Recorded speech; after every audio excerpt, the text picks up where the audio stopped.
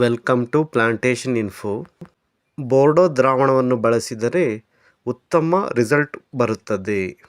ಸಾಧಾರಣವಾಗಿ ಎಲ್ಲ ಥರದ ಬೆಳೆಗಳಿಗೂ ಕೂಡ ಬೋರ್ಡೋ ದ್ರಾವಣವನ್ನು ಕೊಳೆರೋಗ ನಿಯಂತ್ರಣಕ್ಕೆ ಸಿಂಪಡಣೆ ಮಾಡಬಹುದು.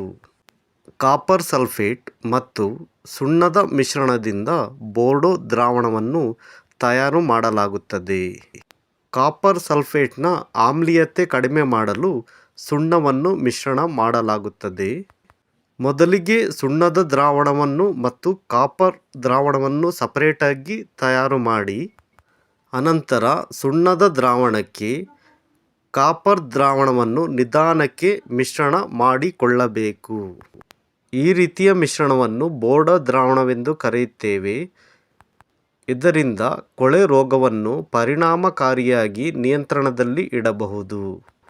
ಬೋರ್ಡೋ ದ್ರಾವಣವು ಆಸಿಡಿಕ್ ಆಗಿದ್ದರೆ ಎಲೆಗಳೆಲ್ಲ ಉದುರಿ ಹೋಗುತ್ತದೆ. ಹಾಗಾಗಿ ಬೋರ್ಡೋ ದ್ರಾವಣವನ್ನು ಸಿಂಪಡಿಸುವ ಮೊದಲು ದ್ರಾವಣದ pH ಅನ್ನು ನೋಡಿಕೊಳ್ಳಬೇಕು.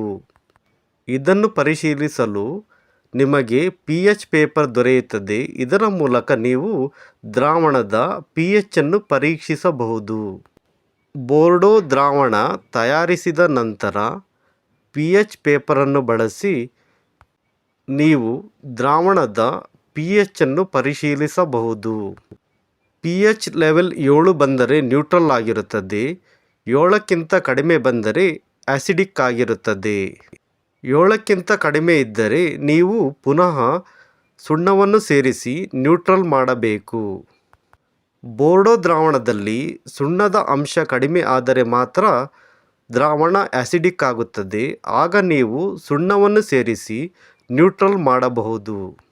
ಬೋರ್ಡೋ ದ್ರಾವಣವು ಉತ್ತಮ ರಿಸಲ್ಟ್ ಕೊಡಬೇಕೆಂದಿದ್ದರೆ pH 9ರಿಂದ 10 ಇದ್ದರೆ ಒಳ್ಳೆಯದು. ನೀವು ಕೂಡ pH ಪೇಪರ್ ಬಳಸಿ ನಿಮ್ಮ ಬೋರ್ಡೋ ದ್ರಾವಣವನ್ನು ಪರೀಕ್ಷಿಸಿ ಅನಂತರ ಗಿಡಗಳಿಗೆ ಸ್ಪ್ರೇ ಮಾಡಿ. pH ಬಂದು ಆಸಿಡಿಕ್ ಆಗಿದ್ದರೆ ನಿಮಗೆ ತೊಂದರೆ ಆಗುತ್ತದೆ. ಆಲ್ಕಲೈನ್ ಆಗಿದ್ದರೆ ಏನೂ ತೊಂದರೆ ಆಗೋದಿಲ್ಲ.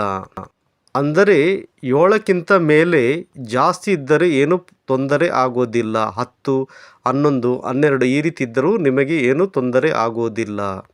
ಪರಿಣಾಮಕಾರಿಯಾಗಿರಲು 9ರಿಂದ 10 ಪಾಯಿಂಟ್ ಒಳ್ಳೆಯದು.